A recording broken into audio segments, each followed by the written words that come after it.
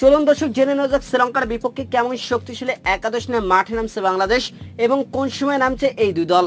দর্শক বিস্তারিত জানতে ভিডিওটি সম্পূর্ণ দেখার অনুরোধ রইল। দর্শক সাম্প্রতিক সময়টা খুব একটা ভালো যাচ্ছে না বাংলাদেশ ক্রিকেট দলের। টি-20 বিশ্বকাপ শুরুর আগে স্বাগতিক আমেরিকার বিপক্ষে সিরিজ হার যেন বিস্ময়ের জন্ম দিয়েছে সমর্থকদের মনে।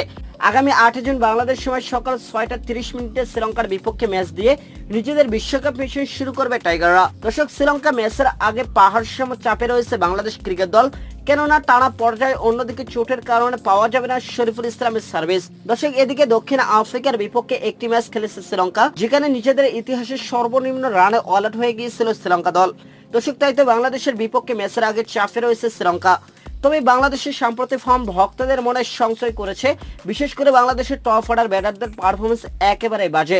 শ্রীলঙ্কার বিপক্ষে বাংলাদেশে একাদশে থাকবেন কারা, এ নিয়ে ভক্তদের মধ্যে চলছে আলোচনা ও সমালোচনা।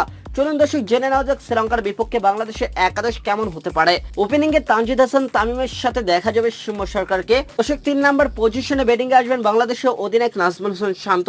4 নম্বরে ব্যাটিং এ আসবেন তৌহিদ হৃদয়। 5 নম্বর পজিশনে দেখা যাবে অলরাউন্ডার সাকিব আল হাসানকে। 6 নম্বর পজিশনে আসবেন বাংলাদেশের সর্বকালের সেরা ফিনিশার সাইলেন্ট করা মাহমুদুল্লাহ রিয়াদকে। দর্শক 7 নম্বরে ব্যাটিং এ আসবেন আরেক তরুণ ব্যাটার জাকের আলী অনিক। 8 নম্বর ব্যাটিং এ দেখা যাবে তরুণ বোলিং অলরাউন্ডার রিশাদ হোসেনকে। দর্শক পেস বিভাগ সামলাবেন মুস্তাফিজুর রহমান, তাসকিন আহমেদ এবং তানজিম হাসান সাকিব।